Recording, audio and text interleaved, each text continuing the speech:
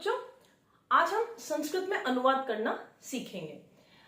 संस्कृत में जब भी हम अनुवाद करते हैं तो सबसे पहले हमें कर्ता का जो है कर्ता पता होना चाहिए कि कर्ता क्या है, कौन है, किस तरह से हम उसका प्रयोग करेंगे। जिस तरह से आप अंग्रेजी में पर्सन के बारे में पता है, फर्स्ट पर्सन, सेकेंड पर्सन और थर्ड पर्सन होते हैं, उसी तरह से संस्कृत में भी प्रथम पुरुष, मध्यम पुरुष और उत्तम पुरुष होते हैं। अगर हम प्रथम पुरुष की बात करें तो प्रथम पुरुष में बाकी सब आते हैं, है ना। प्रथम पुरुष में मतलब वह, वे, यह, ये जो सब है वो प्रथम पुरुष में आते हैं, यानी मेरे और तुम्हारे अलावा जो भी है वो प्रथम पुरुष में आएगा। तो प्रथम पुरुष में कौन कौन से कर्ता आते हैं? तो प्रथम पुरुष में सह, है ना, सह, तौ, ते।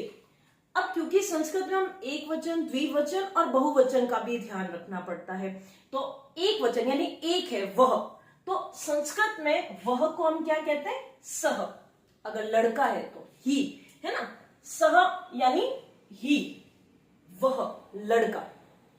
तो मतलब वे दोनों, द्विवचन, दो जनों की बात हो रही। अब इंग्लिश में तो सिर्फ सिंगुलर एंड प्लूरल करते हैं, यहाँ पे द्विवचन और फिर बहुवचन, यानी दो जनों के लिए अलग और फिर बहुवचन। तो सह जिसको हम कहेंगे वह, ही, तो सह, तौ, तौ मतलब वे दोनों, ते मतलब वे सब। इसी तरह से सा, सा का मतलब होता है शी। अगर लड़की है, वह, लड़की के लिए हम किसका प्रयोग करते हैं? सा यानी वह। ते मतलब दो लड़कियां, ता मतलब बहुत सारी, बहुवचन। अब यहां लड़कियां नहीं, स्त्रीलिंग के लिए हम क्या यूज करते हैं? सा, ते, ता।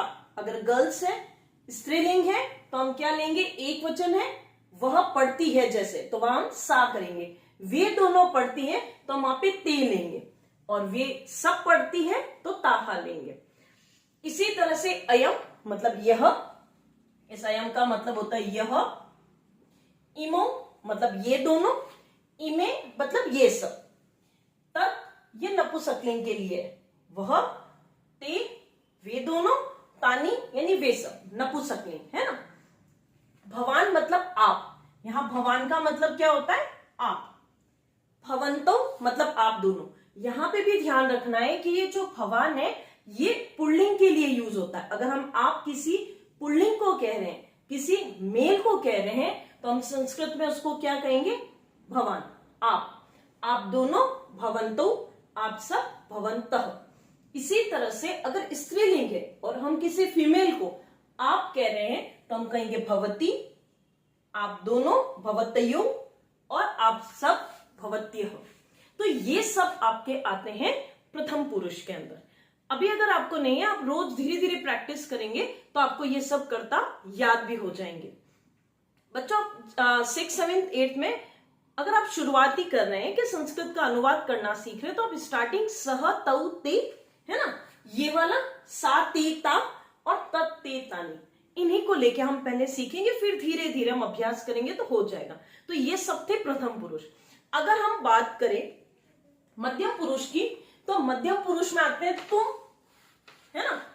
तो तुम को हम एक वचन, तुम को हम क्या कहेंगे?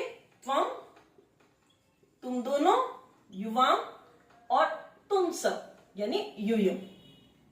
ये हो गया हमारा कौन सा पुरुष? मध्यम पुरुष। और उत्तम पुरुष की बात करें तो उत्तम पुरुष के अंदर मैं, है ना, मैं आता है, यानी मैं को कहते हैं हम संस्कृत में अहम, आवाम और वयम। अहम, आवाम और वयम। तो इन सब का अगर आपको ध्यान है तो सबसे पहले जब भी हम संस्कृत में अनुवाद करते हैं हमें कर्ता पता होना चाहिए। फिर हमें पता होना चाहिए कि उसका वचन क्या है, हमें उसके काल के बारे में भी पता होना चाहिए। संस्कृत में जो काल है वो हम 5 तरह के पढ़ते हैं, जैसे लट लकार, वर्तमान काल, है ना, भविष्यत काल, भूतकाल, विधिलिंग लकार और लोट लकार। तो इन सब के बारे में भी मैं आपको धीरे धीरे सिखाऊंगी। अभी हम संस्कृत में अनुवाद करना सीख रहे हैं और आज हम लट लकार को लेके शुरुआत कर रहे हैं। अगर आपको जैसे लट लकार आपको धातु पता होनी चाहिए। जो धातुएं हम लिखते हैं, हम बात करेंगे पठ धातु की। धीरे धीरे आप अभ्यास करेंगे, आपको समझ में आ जाएगा। पठ धातु यानी पढ़ना। अब पठ धातु अगर हम लट लकार, लट लकार का मतलब होता है वर्तमान काल। अब आपको पता चल जाएगा, अगर हम कहें वह पढ़ता है, वह पढ़ता है, तो यहां से हमें पता चल गया कि ये कैसा लकार है, ये कैसा काल है, वर्तमान काल है। अब हम जैसे इसके अगर रूप लिखते हैं, धातु रूप, पठति, पठतः, पठन्ति, ये आते हैं आपके प्रथम पुरुष कहते हैं इनको भी, ये भी प्रथम पुरुष के लिए आएंगे। और यहां हो गया अपना ये एक वचन, ये द्विवचन, और ये होगा आपका बहुवचन। अब अगर अपन प्रथम पुरुष की बात कर रहे हैं, यानी अगर अपना कर्ता प्रथम पुरुष है, तो यहां पे जो धातु आएगी वो भी प्रथम पुरुष ही आएगी। जैसे आपके जितने अभी हमने पढ़े थे, वह पढ़ता है, तो वह पढ़ता यानी लड़का है, और लड़के को वह को संस्कृत में क्या कहते हैं, सह, है ना। तो वह के साथ एक वचन, यानी ये क्या आएगा, पठति आएगा, तो ये हो जाएगा सह पठति। अगर आपको कहे कि वे दोनों पढ़ते हैं, तो यहां से भी हमें पता चल रहा है कि पढ़ते हैं ये कैसा काल है, वर्तमान काल है, और द्विवचन है, वे दोनों, और लड़के हैं, तो वे दोनों सह तौ, तो क्या हो जाएगा, ये वे दोनों तौ पढ़ते हैं, तो यहां पे भी हमें द्विवचन ही लेना है, तो ये हो जाएगा त्वौ पठतः। ठीक है। और अगर वे सब पढ़ते हैं, तो वे सब पढ़ते हैं, तो क्या हो जाएगा, सह तौ ते, तो ते पठन्ति। आपको ये ध्यान में रखना है। तो इस तरह से अगर आप करेंगे, आज आप सिर्फ प्रथम पुरुष के साथ, अब जैसे अगर लड़की है ना, वह पढ़ती है, तो सा पठति आएगा, है ना। वे दोनों पढ़ती है, तो ते पठतः आएगा। अगर वे सब पढ़ती है, तो सा ते ता, तो ता पठन्ति।